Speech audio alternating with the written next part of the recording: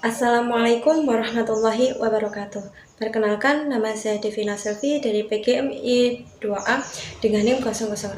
Di sini saya akan membawakan materi tentang sejarah, tujuan dan fungsi, serta prinsip-prinsip dan landasan bimbingan dan konseling. Materi pertama yaitu sejarah bimbingan konseling di Indonesia. Terdapat 3 poin. Poin yang pertama, sejarah bimbingan dan konseling dapat masuk di Indonesia. Bimbingan dan konseling mulai berkembang di Indonesia pada tahun 1980-an. Perkembangan itu ditandai dengan dibukanya program studi atau jurusan bimbingan konseling pada masa itu masih bimbingan penyuluhan. Layanan bimbingan dan konseling sudah mulai dibicarakan di Indonesia sejak tahun 1960. Namun, bimbingan dan konseling baru diresmikan di sekolah Indonesia sejak kurikulum 1975. Poin yang kedua yaitu perkembangan bimbingan dan konseling sebelum kemerdekaan. Perkembangan bimbingan dan konseling sebelum kemerdekaan terjadi pada tahun 1940. Pada tahun ini, bimbingan dan konseling lebih banyak ditandai dengan perjuangan merealisasikan kemerdekaan Indonesia melalui pendidikan. Pada tahun ini juga diupayakan secara bertahap memecahkan masalah besar seperti pemberantasan buta huruf. Poin yang ketiga yaitu perkembangan bimbingan dan konseling setelah kemerdekaan. Perkembangan bimbingan dan konseling setelah kemerdekaan merupakan titik awal bagaimana memberikan pengetahuan terhadap siswa atau peserta didik untuk dapat mengisi kemerdekaan dengan berbagai pengetahuan. Materi yang kedua yaitu tujuan dan fungsi bimbingan dan konseling. Pengertian bimbingan merupakan proses pemberian bantuan yang bertujuan untuk memperkembangkan kemampuan orang yang dibimbing untuk dapat mengatasi sendiri permasalahan yang dihadapinya sehingga mencapai kemandirian. Sedangkan pengertian konseling merupakan pemberian bantuan yang dilakukan melalui wawancara konseling oleh seorang konselor kepada individu yang sedang mengalami suatu masalah.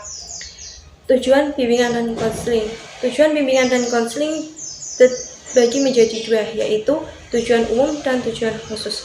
Tujuan umum yaitu untuk membantu individu memperkembangkan diri secara optimal sesuai dengan tahap perkembangan dan predisposisi yang dimilikinya, seperti kemampuan dasar dan bakat-bakatnya. Berbagai latar belakang yang ada, seperti latar belakang keluarga, pendidikan, dan sosial ekonomi. Yang kedua yaitu tujuan khusus. Penjabaran dari tujuan umum yang dikaitkan secara langsung dengan permasalahan yang dialami oleh individu yang bersangkutan, sesuai dengan kompleksitas permasalahan. Sedangkan fungsi bimbingan dan konseling ada 4. Yang pertama, fungsi pemahaman. Yang kedua, fungsi pencegahan. Yang ketiga, fungsi pengentasan. Yang keempat, fungsi pemeliharaan dan pembangunan. Sedangkan materi yang ketiga yaitu prinsip-prinsip dan landasan bimbingan dan konseling.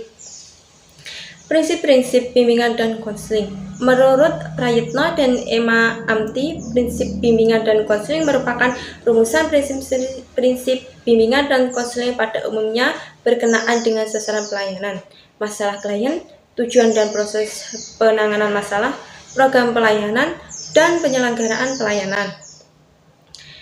Landasan bimbingan dan konseling. Terdapat 5 landasan. Yang pertama, landasan religius.